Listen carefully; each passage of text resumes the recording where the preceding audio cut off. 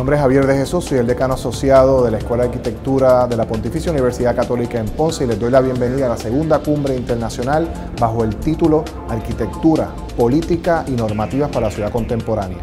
A plan, and the country is being working, the government, the central government and the municipality and the Port Authority, the Las Americas Port Authority, are being working in the development of the Port of the Americas, which is a major investment. It's a $250 million of investment in developing a port.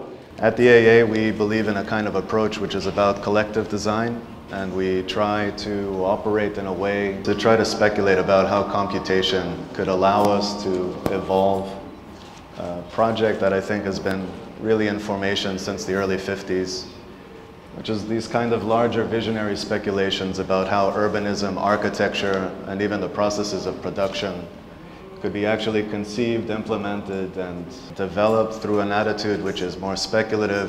When you create density in a skyline in a city, that one of the most important issues, for me anyway, is that we don't understand it as a skyline or as a series of icons in a city. And I think the great negative example of that is Dubai, where that's pretty much, you know, what you see is what you get from an airplane, let's say, or from a ship out in the ocean. What I worked on with my students was trying to think, well, what could a vertical building be like when we consider the street level intensively, when we consider the spaces that you can create within a building, or by starting to delaminate skins of a building and create microclimate spaces or in-between spaces. Most importantly, how can you bring the city, into the building and activate buildings? Deal with density, understand that density is about certain critical mass, and it's about certain mass that produces a certain critical view, about things, and this you can take from cultural standpoint. The US is an interesting example of that, the kind of shift between cities and rural areas. I have 3 guests. Alana Hayes, she was the former director of the PS1. I got Ming Fung, she's director of academic affairs of SciArc. And Carolina Stube, she's director of East Arts Foundation. I am a museologist, so I prepare a kind of introduction of what museology is. Cuando estos edificios son construidos, pues todo el mundo quiere ir a conocer el edificio como pieza arquitectónica. It's not about one interest, because how do you reach a broad audience? And I'm not suggesting about that everything needs to be popular, but I think it's about coming up with different programs of bringing in people. I'm not really very interested in architecture. I think that architecture and art are not happy together. They don't sleep well together.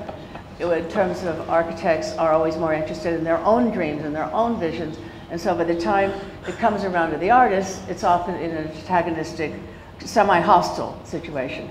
And when we merged with MoMA, both Glenn Lowry and I were so interested in what would happen between these two organizations to how they would work together. No one knew but except for Glenn and me. And we figured out there was only 2 areas that we could collaborate in. One was film and one was architecture. So, why? Because film is a collaborative enterprise from the very beginning, and architecture is also in many, many ways supportive of collaboration and welcoming collaboration. If you begin thinking about a museum now, I think you begin thinking about a museum as a cultural institution. It's not a place where you archive and you just show things. It's a place where there are many activities that can happen.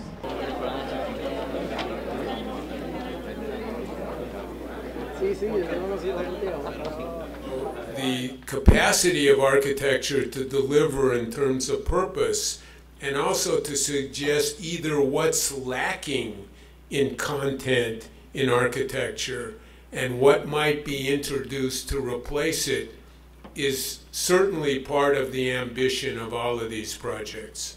What it is, what it ought to be, what it might be in the future.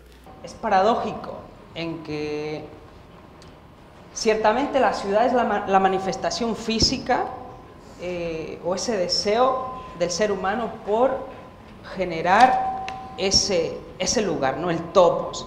El modo en que la topografía, the topology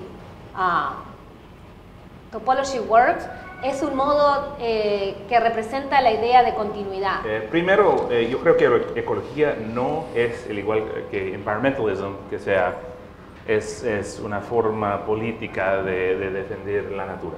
La topología mira en 3 dimensiones tanto la ciudad, la calle y el paisaje. La topografía simplemente mira el paisaje con contour lines, con sistema de cotas, de líneas de cota, o con elevation maps, que significa el modo que se hace un mapa de la luna, por ejemplo, es un mapa del paisaje, un mapa de las montañas. Es que poder medir y calibrar y cartografiar lo que es un territorio implica en ocasiones una dimensión que la arquitectura no puede ver de manera cenital, y yo creo que en ese sentido cuando tú planteabas, ¿verdad?, en ese componente topológico, es una topología que envuelve el cuerpo humano, que envuelve la vivencia humana, que envuelve la dimensión humana desde una óptica bien distinta y mucho más dinámica que lo que la hemos visto.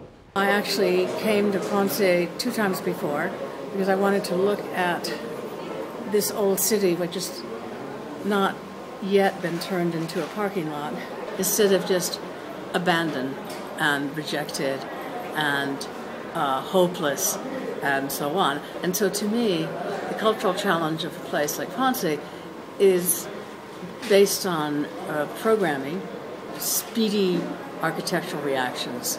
I'm not that interested actually in the development of high-rises as a, in terms of the skyline. Certainly as an expression of economic realities, but really more interested in the way that people can interact with something which has a very small footprint and extrudes up into the sky. Alejandro Mieses, igual profesor de primer año, 101. Mi nombre es Alejandro Exia, profesor de primer año aquí en la Escuela de Arquitectura. Nuestros estudiantes estaban haciendo una investigación acerca de eso y encontraron que sí, la despoblación en Ponce o el egreso poblacional en Ponce es masivo. Me parece interesante que la inserción de una escuela de arquitectura en Ponce hasta cierto punto abona a poder estimular que la gente vea un crecimiento no tan solo intelectual sino también cultural del diseño. Me parece que las dos instituciones tienen intereses en común que tienen que ver con la cultura de pensar las escuelas como agentes de transformación de la ciudad y no solamente como un claustro aislado monasterial del viejo sistema académico de que solamente los profesores hablan con los profesores, estudiantes con los estudiantes y no se influyen. Me parece que el modelo convencional de las firmas de arquitecturas corporativas trabajando con la ciudad no sirve más. Me parece que tenemos que repensar y yo creo que ese va a ser el centro de la relación que pensamos desarrollar a largo plazo entre las dos instituciones. Muchísimas gracias y bueno, hasta la próxima cumbre cuando estaremos discutiendo probablemente la implantación del proyecto.